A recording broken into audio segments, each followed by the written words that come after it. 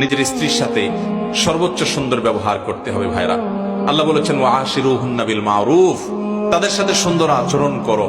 আমাদের অনেক ভাইরা আছেন বাহিরে অনেক ভালো, কাস্টমারের সাথে ভালো, ক্লায়েন্টের সাথে ভালো, পরিচিত অপরিচিত মানুষের সাথে ভালো, কিন্তু নিজের স্ত্রীর সাথে যা তা আচরণ, বদরাগ আছে না নাই?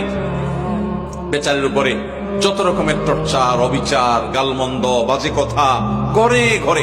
অনেক লোক আছে বাহিরে অনেক সভ্য ভদ্র, ওনাকে মানুষ অনেক ভালো জানে, কিন্তু ওনার বউ জানে ওনার চরিত্রের হাল কি, ঠিক কিনা? এই জন্য নবী করিম সাল্লাল্লাহু আলাইহি ওয়াসাল্লাম বলেছেন যে খায়রুকুম খায়রুকুম লিআহলি ওয়া আনা খায়রুকুম লিআহলি। তিনি বলেছেন তোমাদের মধ্যে সবচেয়ে ভালো মানুষ কে? এই মাহফিলের মধ্যে সবচেয়ে ভালো মানুষ কে? যে তার পরিবারের কাছে, কোন কোন হাদিস তিনি স্ত্রীকে নির্দিষ্ট করে বলে দিয়েছেন যে তার স্ত্রীর কাছে ভালো। অর্থাৎ স্ত্রী যদি বলে দিল থেকে যে আমার সাহেব, আমার স্বামী ওনার মতো মানুষ হয় না, উনি আসলে একজন অমায়িক ভালো মানুষ, এই সার্টিফিকেট যদি বউয়ের কাছ থেকে নিতে পারেন তো আল্লাহর কাছেও আপনি ভালো নিতে পারবেন। সবাই যায় বাসায় বউকে জিজ্ঞাসা করবেন যে হাদিসের ভাষ্য মতে তোমার সার্টিফিকেট ছাড়া আমি ভালো হওয়ার সুযোগ নাই, আসলে আমি মানুষটা কেমন বলো। যদি বউ হেসে দেয় পিক করে, তাহলে বুঝবেন যে কাহিনী ভিন্ন। বুঝতে পেরেছেন? যদি হেসে দেয় তাহলে বুঝতে হবে আলামত ভালো না।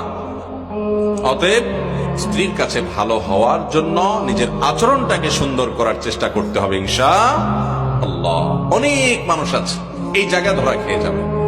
নবী করিম সাল্লাল্লাহু আলাইহি ওয়াসাল্লাম বলেছেন কিন্তু ওয়া আনা খায়রুকুম লিআহলি, তোমাদের মধ্যে স্ত্রীর কাছে সবচেয়ে ভালো অমায়িক মানুষ তোমরা যে যতজন আছো, নবীজি বলেছেন আমি তোমাদের মধ্যে স্ত্রীর কাছে, পরিবারের কাছে সবচেয়ে ভালো। অতএব এই গুণটা অর্জন করার চেষ্টা করবেন তো ইনশাআল্লাহ।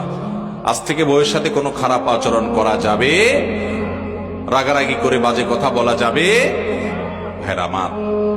এই জিনিসটা আমরা অনেকে আমাদের অধিকার মনে করি যে আমার বিবাহিত স্ত্রী, অতএব তার সাথে রাগ না করলে আর কার সাথে করবো। দুনিয়ার সবচেয়ে বেশি দুরাচরণ তার সাথে করা হয়, অথচ বেশি আচরণ মা বাবার পর সবচেয়ে ভালো আচরণ পাওয়ার হকদার হলো আপনার স্ত্রী, ঠিক না ঠিক? অতএব আমরা আমাদের স্ত্রী তাদের সাথে সদাচরণ করবো। আমাদের বোনরা যারা শুনছেন আপনাদেরও বলছি, আপনারা আপনাদের স্বামীর সাথে সদাচরণ করবেন।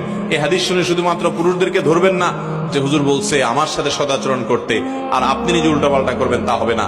স্বামী হয়ে যদি উনি সদাচরণ করতে হয় তাহলে আপনার কর্তব্য আরো কত বেশি। আল্লাহ তাআলা আমাদের সবাইকে এই উন্নত আখলাক এবং চরিত্র এটা অর্জন করার তৌফিক দান করুন। চেষ্টা করবো তো ইনশাআল্লাহ।